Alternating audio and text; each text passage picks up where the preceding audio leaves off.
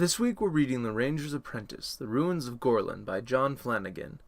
In this fantasy, we are introduced to Will, an orphan just like all his friends. Will dreams of becoming a warrior, a knight like he imagines his dead father was.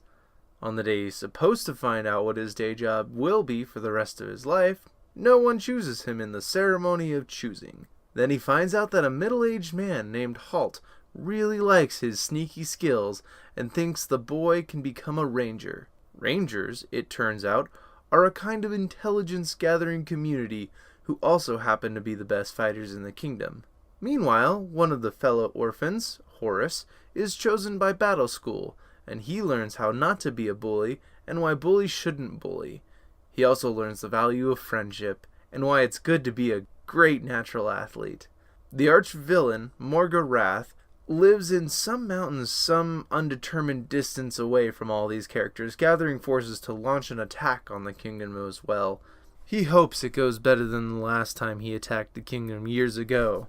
Through various trials, including bullies, giant boars, rival rangers, and ape bears, Will become an excellent fighter and save Horace, Halt, and the Lord of the Fiefdom. He develops deeper bonds with his orphan friends, and even discovers that his father saved Halt years ago. Everyone celebrates with non-alcoholic beer.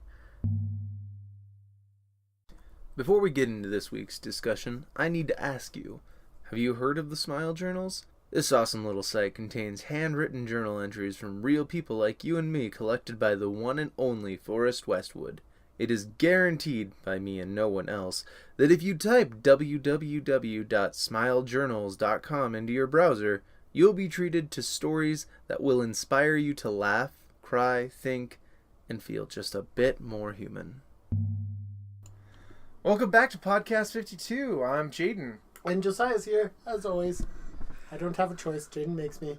This is our second recommended book, courtesy of Kane. He was a former roommate of mine and had hounded me to read this book. I've also gotten it as a recommendation from some other people. Have you ever been recommended this? Didn't one of my friends recommend it? I think one of your friends recommended it as well. I think it was Emma. I want to check now.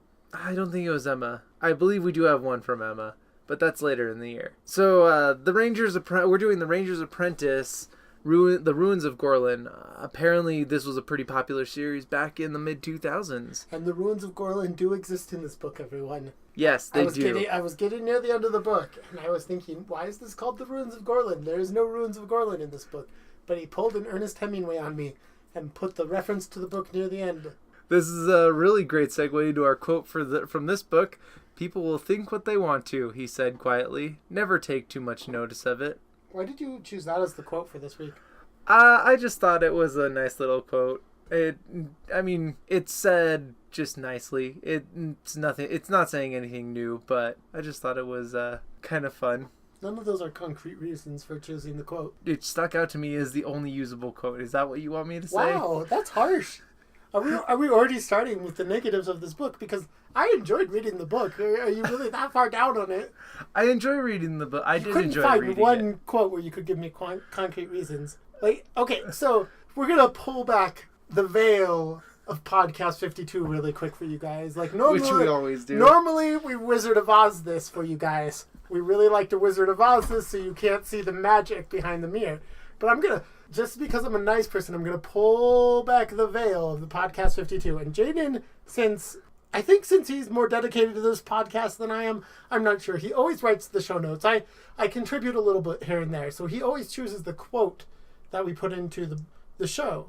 And normally, I look at the quote and I think, good job, Jadon. That quote really applies to this book and captures a lot of the spirit of this book. And I don't see that for this one. I don't know. This is a very plot-driven book. It's hard to pick. It doesn't really have any sentences that stand out as this is quotable. At least to me. I don't know. This was one of the more quotables. See, really, the moral of this story is Jadon hates children's books.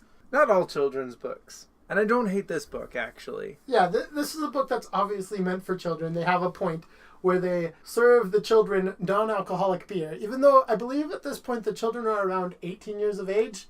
So in what appears to be a medieval society, I would think drinking beer at the age of 18 is probably acceptable, but not in this children's book. We don't want our 18-year-olds getting stuck in alcohol. But I will say this book was a really nice little study for me. It was an enjoyable book. It was better than Chronicles of Shannara, which, if anyone knows me, they know that I really despise those books for their extreme mediocrity, particularly their extreme mediocrity while being aimed at readers of a much higher level. Whereas this book, it fits pretty nicely for a children's book. Really, it did a very good job at what it set out to do, which was to be a fast-paced, enjoyable children's book. Yeah. Now, this is a book built around essentially tropes that a lot of boys particularly strive to be as kids. We want to be the central character, Will, which, oh, there you go. His name is Will. He's so many cliches in one. He's the skinny orphan kid. He's bullied by one of his companions. He's constantly got confidence issues, but is actually really good at pretty much anything he tries his hand at. Well, going back to the name Will, that is one of my biggest complaints with this book, is the author is really bad at names in this book. The names don't seem to make sense together, and they're not good names either. I mean, Will is a very simple name, but honestly, most of the time when I see Will in fiction, I'm just like, really? Really? You being that obvious? They did do several puns on the name of Will, so that made it a little bit better, I guess. But there was also just other bad names, like Will's teacher is called Halt, H-A-L-T, which was just obnoxious and not an enjoyable name at all. I mean, they even make a pun on that name at one point. Apparently the author just likes puns.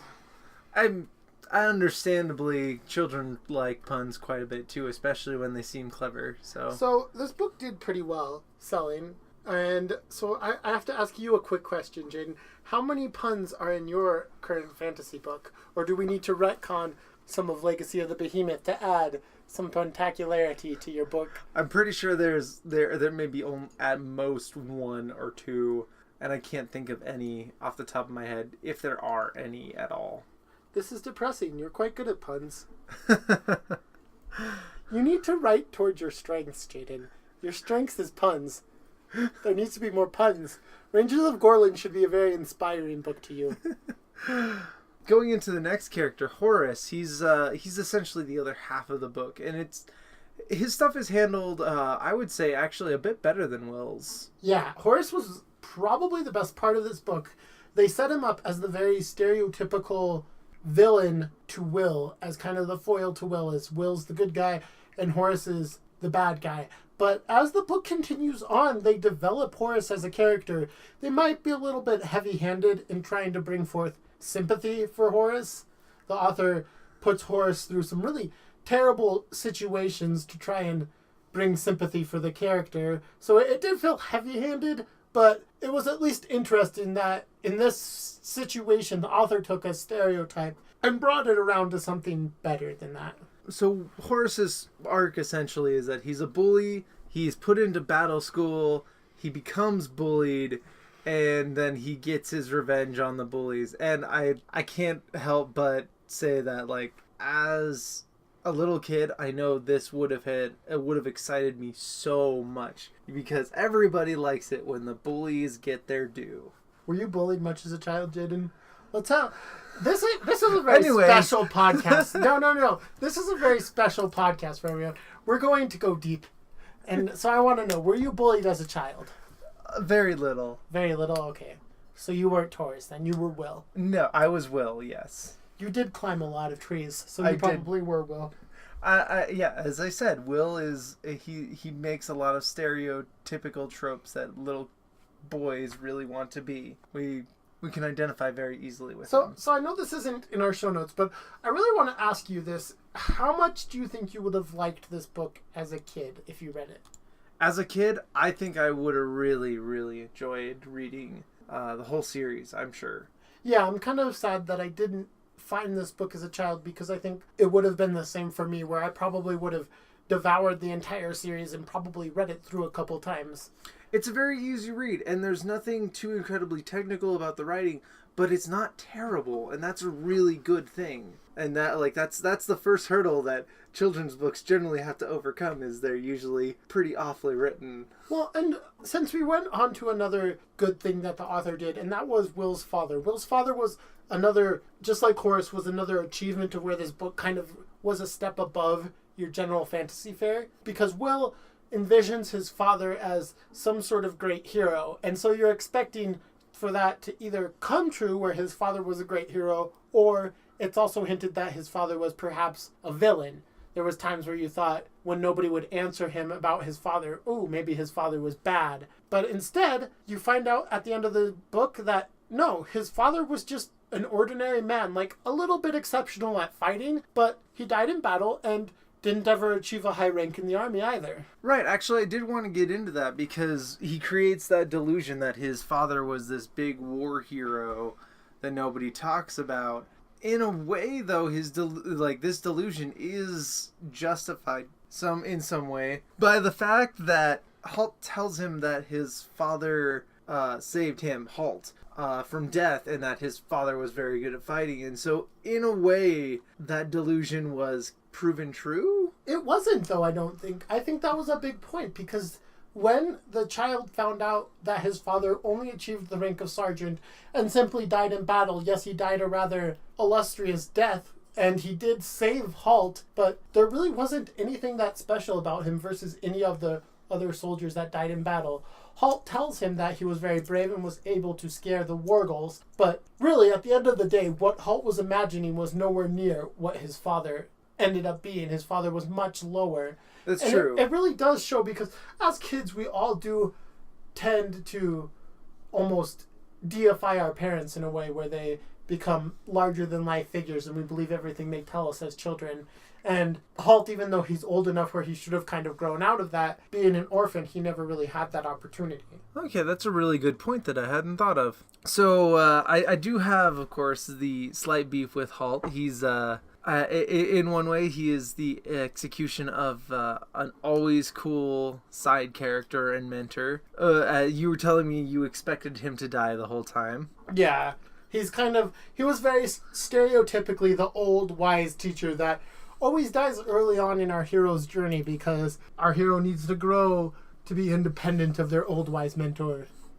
Right, and I knew right away that this obviously wasn't going to happen, because, well, there's another book called Halt's Peril, so I was like, oh, he's definitely not going to die. See, I didn't know that, so that's an unfair it's way in the beginning of the book, like, right I don't first read page. the next books, that's a waste of time. Why would I do that? And also, I just figured it wasn't in the nature of a children's tale to kill the mentor off quite yet. Also, generally, does anyone die that's not nameless? No, really, there isn't any deaths. The Kolkara, which are the villains, die, but it's hinted that there's more of them, for starters, and they're villains, so it's not as big of a deal, but there really isn't any big deaths in the book, which was pretty surprising to me. I guess because we've read Game of Thrones, or you've seen Game of Thrones, and we just live in that fantasy culture, like, death is just a normal part of storytelling, but this does come kind of from another era where death doesn't really happen too often. I mean, I guess Game of Thrones came out in the 90s, so that was part of that era, but you get what I mean.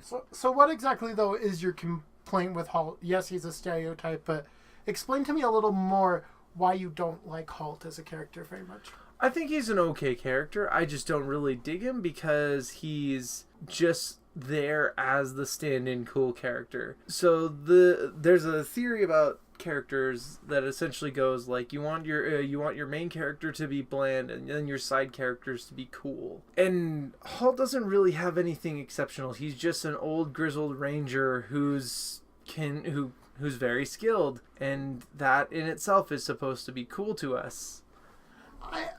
I think you're mostly right, but the little bit that I would disagree with you is that Halt is very dry and never happy in the book. He doesn't really show much emotion, which gives him a little bit more character and uniqueness. I think you're mostly right. I would agree with you most of the way on that. However, at the end of the book, he does smile, which is quite sad to me. I knew that moment was coming so much. I was like, That he keeps building this up and building this up. He's gonna do it eventually. The climax of the book was Halt smiling. The end. Yes. It was really disappointing. I don't want him to ever be happy or smile. I like people who are negative and depressing. Let's go into names. As we touched on. Yeah, we kind of already talked about that a little bit. I'm not a big fan of the authors' names. A lot of the authors' names. Some of them I'm like, okay, this is passable, but like the Kalkara, I don't even remember the main villain's name. Morgareth. Or Morgarath, I guess. Morgarath. I didn't really dig him. I was just like, he seemed... I mean, he was really bad in the prologue, the little bit that we saw of him. But other than that... And bad as in, like, just terrible to read. That was probably the worst written chapter of the book, was the prologue, honestly. I almost had to just set the book down and throw it into a garbage bin after reading the first line. See, that's what you should have included as the quote, is, that's the worst line of the book, so it gets better from here. Yes, it does not start out very good. But we really don't know much about Morgarath. The name is cliche, I'll give you that much, but... Really, we haven't been introduced to Morgarath yet, so I'm not really ready to throw any judgment upon the character yet. True. Then the only physical conflict, real physical conflict, came from the Kalkara, which were not really well described.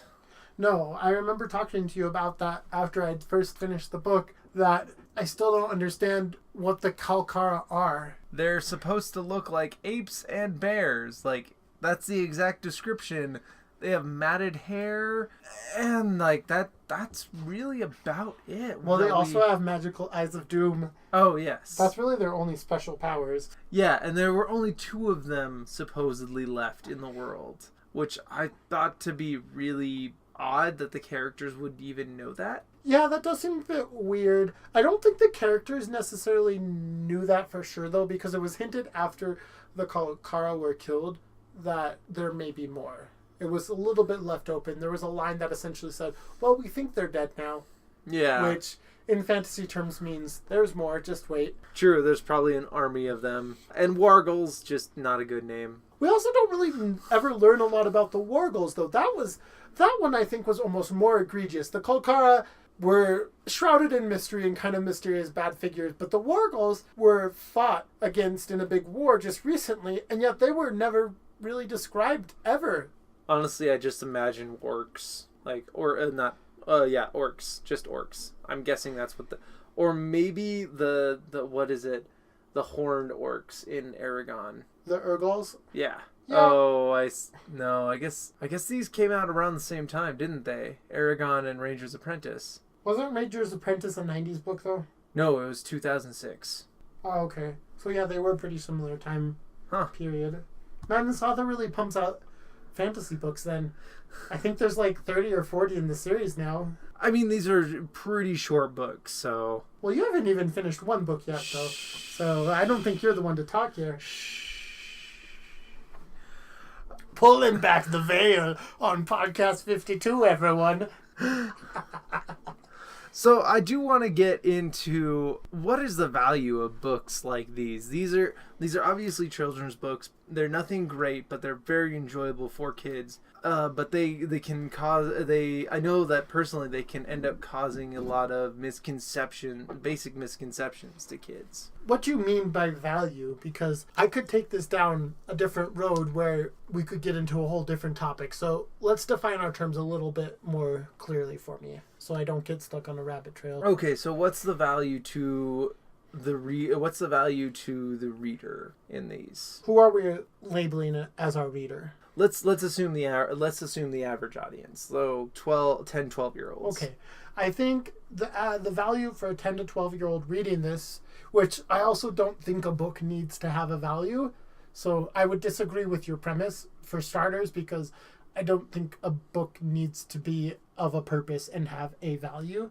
But I think this book does actually have a value and a purpose, and I think it's quite clear, because what happens is Will does not get what he wants and is crushed, and all of his friends are succeeding and achieving their dreams, and none of that is working for Will. He's getting rejected because of things that he can't control, and a lot of these readers are kids who are just starting to enter high school, most likely, where they're going to experience a lot of rejection while seeing their peers succeed. And a lot of it's going to be unfair rejection where it doesn't have anything to do with anything that they've done or worked for. Just simply, well, my friend went through puberty faster and all the girls like him, and he's also playing on a basketball team. And I always really wanted to be good at basketball, but I'm terrible because I'm super short, and no girls like me because I'm super short. And so I think you've got that story arc of Will not getting what he wanted, being crushed, still doing his best at what was given to him, and finding out that it ended up being better. Okay. This, however, does lead to one of my biggest beefs with literature and most fiction, I guess you might say, not literature, all of literature, which is something called egotistic castle building. And egotistic castle building is when a character is made to be relatable so that the reader relates to them and imagines themselves as that character. And Will is a prime example of this. Most fantasy does this. Not all really great fantasy, however, does that. Most great fantasy avoids this, in fact. The fact that we inject ourselves into the story instead of the actual characters. And so while I think that you're right that it does have that value, in a way it does damage the ability to be a better reader. I disagree. I completely disagree. In fact, you were the one that just asked me.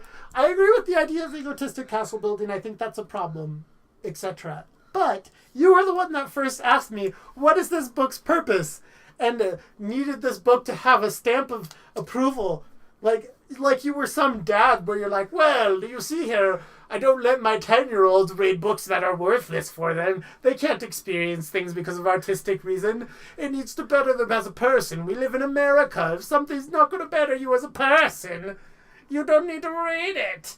And I think that's hypocritical to go straight from what is this book purpose to the concept of egotistical castle building. I also think that you can't just wipe away egotistical castle building from children's novels, because that is what most children's novels are based on, and I don't think that's necessarily a bad thing. I think as you grow older you need to move away from that, but I don't think that's so bad as a child. I don't think that causes you any harm as a child for the most part, unless you become so involved and absorbed with escapist fantasy as a child. You're generally going to be fine, and in fact probably helped by experiencing larger than life stories.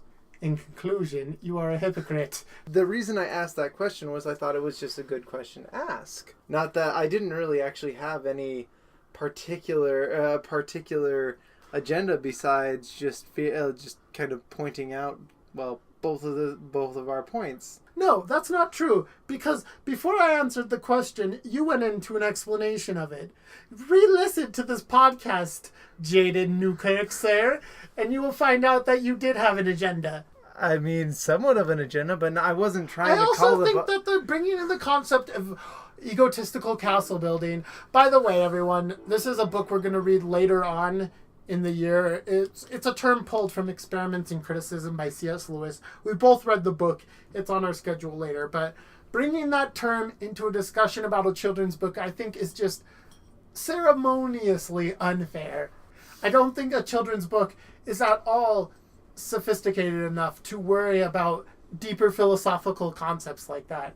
I just want you to let those words sit in your mouth, because you're what I'm about to say, I'm pretty sure, to just kind of show you a series that doesn't do that. That is for children. Chronicles of Narnia. I think Chronicles of Narnia is a terrible series. I hated those books as a child, and I reread them, and I still think they're C.S. Lewis's worst works.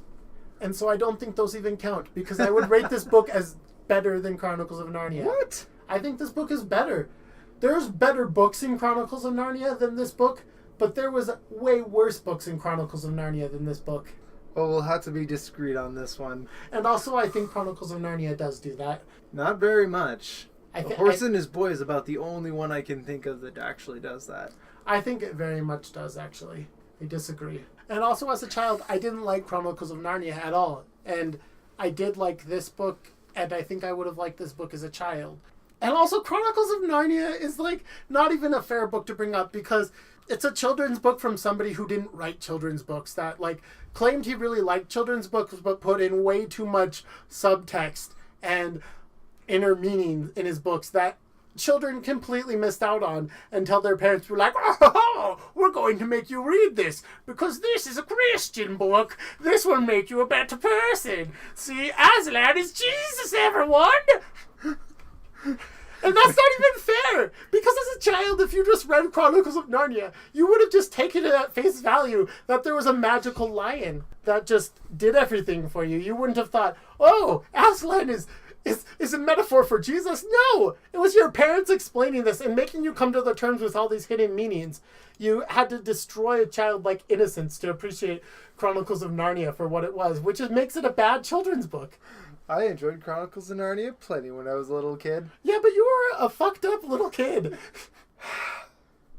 Oh, dang it. I guess you get that one. Yeah, I do. I have plenty of curse words in my curse word bank. You can't even argue with that one. And you can't even argue with my point. You would agree with me. How young were you when you started watching R-rated movies, destroying your childlike innocence? 8 years old. Yeah, exactly. I rested my case. I mean, to be fair, that R-rated movie was Akira, so I had no idea what it was. It's still a very bloody and violent movie. Yes. And I'm sure that wasn't the only one you watched at 8 years old. That probably just opened the floodgates of good movies for you that you shouldn't have watched as a child. All right, We've pulled back the veil a bit too much. I think I want to close the veil on Podcast 52 now. Let's close the veil. Let's go back to Ranger's Apprentice. I gotta say, the world building was pretty minimal, as we saw kind of with the Kalkara and the villains. And even like Battle School, exploring all of that, it was very, very plain world building. It didn't feel very different. The only thing I felt that was bad about the world building, because there was very little in it, so it was hard to say any of it was bad. The only part that I felt was bad is the world felt very small. Yes. Very, very small. For example, he's at Halt's house training and ranger training, which is described as kind of out in the forest, and yet he'll hear sounds from battle camp while he's out there training. And so that just, for some reason, that just squeezed the world into a very tiny, tiny compartment for me. Especially when they go all the way out to the actual ruins of Gorlan, and it only takes them a day or two ride. And you're thinking, is anything far away? Because the longest they ever ride for something, I think, is like 3 days, maybe? Yeah, like they take a week getting out to the ruins of Gorlan, but that's because they like go by a very roundabout way. Like, it's 5 days to the sea, and then like another 4 days from there to the ruins of Gorlan. So Gorlan's obviously close, but still, yeah, it doesn't feel very big. And it's not even a huge complaint, though, because that's always the biggest problem I see in fantasy world building, is the tendency to make your world small. And I think that's just because it's really hard to create a world that feels big enough to be an actual world. So you can hardly fault the author here anyways, really. Well, arbitrary score time. Arbitrary score time already, huh? We got there. We actually got to the arbitrary score time. After all of these rabbit trails that you brought me down, we're still getting to the arbitrary score. And as always, Jadon, would you go first, please? Yes, I'm going to go ahead and give this a 6. I'm going to give it a 7. I think the book's good enough that it deserves a 7. And that's viewing it from more of a enjoyment as a child also. Not completely, because as a child I might have rated the book even higher. But that's taking into account that the book is meant to be a kid's book, and I think it does a really good job as a kid's book. There's very few children's books that pop up into my head that I would... So saying, let's live in a fantasy world for a second here. So I'm sitting in my reclining chair. I have a couple kids who say, Daddy, what books should I read? And I rack my brain. I say, what books should I suggest to them? And, there's very few books that I would suggest to them over Rangers of Gorlan. Probably I would suggest Chronicles of Narnia over Ruins of Gorlan, but... What? Wait, what? Now you're being the hypocrite. 2 hypocrites make a hippopotamus. It doesn't even... Anyways. So before we get to our sign-off, I want to say that I'm very sad that we are not able to punish Jadon for this podcast, since we unfortunately lost the audio of the podcast where he went over his curse word limit. He still has no curse words saved up, though, so it's still a well, I guess you didn't curse this time, did you? I didn't curse this time. So technically, no, that is wrong. Jadon has 2 curse words for next podcast. So there's a chance that he doesn't go over for the rest of the series, which would be a great tragedy, in my opinion. As usual, you can find our blog at podcast52.blogspot.com. And if you want to email us any ideas for the punishments that we will inevitably have to face, I don't doubt, podcat.52@gmail.com is the email you can email us at. If you have any questions, also send them that way.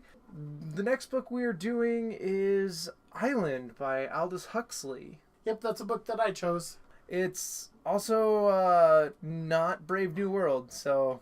That's already a plus for it. Brave New World was not a very enjoyable book. Anyways, we'll be seeing you next week, hopefully. This is Jadon. Farewell and read a lot of books. And this is Josiah. I don't care about any of you.